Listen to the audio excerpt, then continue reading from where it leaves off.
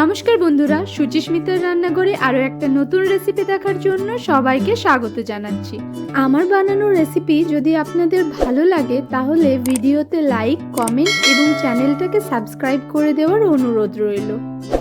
আজকে যে রেসিপিটা বানাতে চলেছি সেটা খুবই সিম্পল অ্যান্ড ইজি একটা রেসিপি, ফ্রুট কাস্টার্ড। এই রেসিপিটা আপনারা গ্রীষ্মকালে একবার ট্রাই করে দেখতেই পারেন।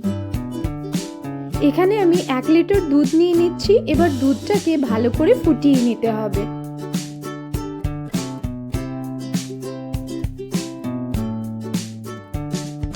এবার এখানে আমি 2 চামচ কাস্টার্ড পাউডার নিয়ে নিচ্ছি।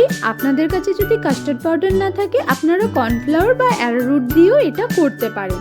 এবার কাস্টার্ড পাউডারটা যে দুধটা গরম করে রেখেছিলাম সেই গরম দুধটা দিয়ে হালকা হাতে ভালো করে গুলে নিতে হবে। আপনারা চাইলে ঠান্ডা দুধেও গুলতে পারেন, কিন্তু তাতে লাম্প বা দানা থেকে যেতে পারে। এবার ওই দুধের মধ্যে 5 চা চামচ চিনি দিয়ে চিনিটা দুধের সঙ্গে ভালো করে মিশিয়ে নেব। এখানে মিষ্টিটা কিন্তু আপনারা নিজেদের পছন্দ অনুযায়ীও দিতে পারেন। এবার এই কাস্টার্ড পাউডারের মিশ্রণটাকে আমি একটু একটু করে দিতে থাকবো এবং দুধটাকে নাড়তে থাকবো। একবারে পুরো কাস্টার্ড পাউডারের মিশ্রণটা যদি দিয়ে দেওয়া হয় তাহলে দুধের নিচে দানা বেঁধে যাওয়ার চান্স থাকে। আর অবশ্যই কাস্টার্ড পাউডারের মিশ্রণটা দেওয়ার সময় গ্যাসের ফ্লেমটা কিন্তু একদম লোতে রাখবেন। কাস্টার্ড পাউডারের মিশ্রণটা দেওয়ার পর আমি 5-6 মিনিট দুধটাকে ভালো করে ফুটিয়ে নিয়েছি। আপনারা যদি খুব ঘন কাস্টার্ড পছন্দ করেন তাহলে 7 মিনিট ফুটিয়ে নিতে পারেন, কিন্তু এটা ঠান্ডা হওয়ার পর আর একটু ঘন হয়ে যায়, সেদিকে একটু খেয়াল রাখবেন। দুধটা আমি নামিয়ে নিয়েছি, এবার ঢেলে ঠান্ডা হতে দেব।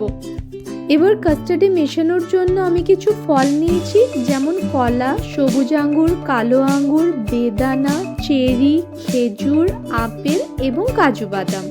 আপনারা নিজেদের পছন্দ অনুযায়ী ফল কিন্তু এখানে ব্যবহার করতে পারেন। সমস্ত ফ্রুটসগুলোকে আমি খুব ছোট ছোট করে কেটে নিয়েছি, যাতে চামচে করে খুব ইজিলি খাওয়া যায়। এবার এদিকে আমার কাস্টার্ডের মিক্সচারটা একদম ঠান্ডা হয়ে গেছে। এবার ছোট ছোট করে কেটে রাখা সমস্ত ফলগুলো এক এক করে দিয়ে দেব।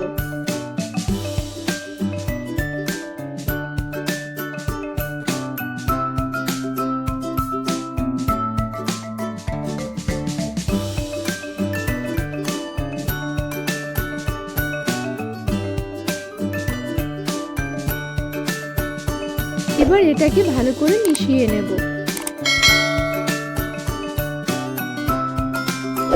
এবার এটাকে ফ্রিজের মধ্যে 4-5 ঘন্টা রেখে দেব।